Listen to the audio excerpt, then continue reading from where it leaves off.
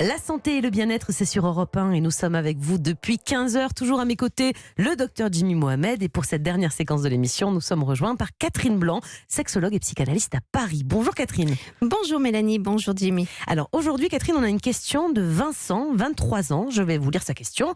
Lors de sa première fois, mon amie me disait être vierge. Mon amie IE m'a demandé de prendre notre temps. Elle nous avait demandé de prendre notre temps avant de faire l'amour. J'ai attendu 6 mois et nous avons fini par faire l'amour. Mais là, quelle ne fut pas ma surprise, elle n'a pas perdu de sang. Je doute qu'elle ne soit pas réellement vierge. Qu'en pensez-vous, Catherine ? Alors, Catherine, un petit copain anxieux, allons droit au but. Est-ce que c'est obligatoire de saigner la première fois pour une femme ? Absolument pas. Donc elle est peut-être vierge, sa copine, évidemment. Absolument. Et je trouve ça tout à fait intéressant parce que, bien sûr que ça pose la question, on peut se demander pourquoi il aurait fallu absolument qu'elle fasse la preuve de sa virginité. Certains hommes ont le sentiment qu'ils doivent être là, ils doivent venir planter le drapeau en haut d'une montagne. Comme le premier pas sur la Lune. Exactement. Bon, peut-être qu'on peut aussi laisser l'autre exister sans vouloir le posséder et le posséder par ce il a symbole. Juste peur peut-être qu'elle lui ait menti aussi, c'est peut-être peur ça. Qu'elle ait menti, puis aussi peur surtout de s'être fait traîner en longueur sur une attente au nom d'une virginité qui en fait n'était pas. Je pense que c'est surtout ça son problème, c'est que j'ai dû attendre, j'ai été patient et finalement elle m'avait menti parce qu'elle n'était pas vierge. La réalité, c'est peut-être parce que justement la relation s'est établie très tranquillement, qu'elle s'est étirée sur le temps, que du coup sa peur n'a pas été la même et que comme sa peur n'était pas, sa capacité de se détendre était plus importante, que du coup son ouverture était plus importante. C'est-à-dire parce que techniquement, ça doit quand même briser l'hymen, et l'hymen il saigne pas toujours en fait, c'est ça ?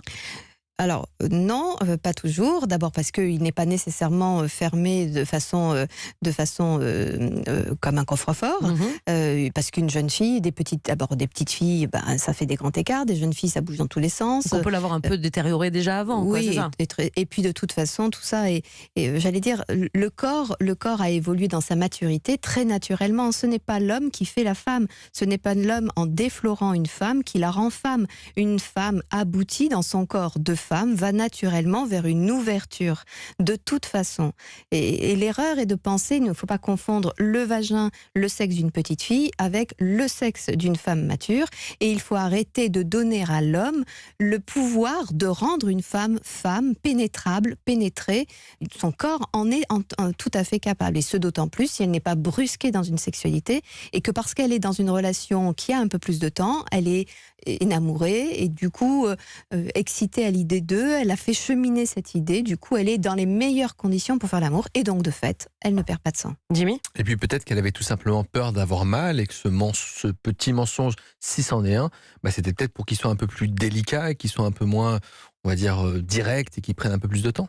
Oui, en tout cas, il est normal qu'une femme, vous imaginez, le fait d'être pénétrée, il faut bien le sentiment, l'excitation et ou le sentiment amoureux pour avoir envie d'une telle aventure.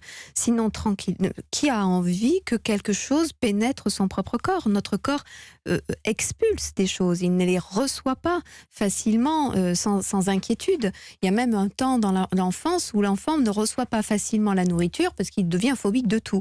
Donc il y a ça se passe à 2 ans, je peux le confirmer. Voilà, et donc du coup on ne mange plus rien ou pas grand-chose.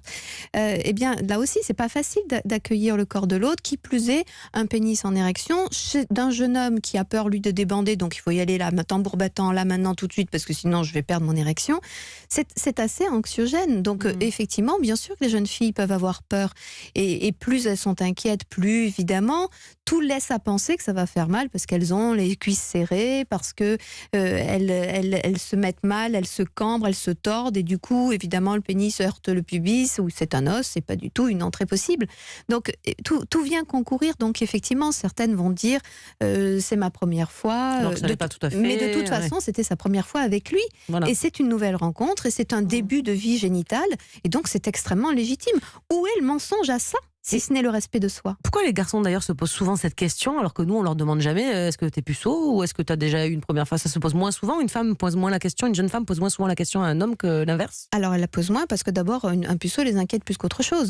Parce qu'un puceau c'est quelqu'un qui ne saura pas faire, comme elles-mêmes ne savent pas très bien ce qui va se passer en elles ont besoin de quelqu'un qui va plutôt avoir une dextérité imaginée à défaut d'être réelle pour pouvoir les pénétrer et leur faire découvrir ce qui qui va pouvoir se vivre en elle.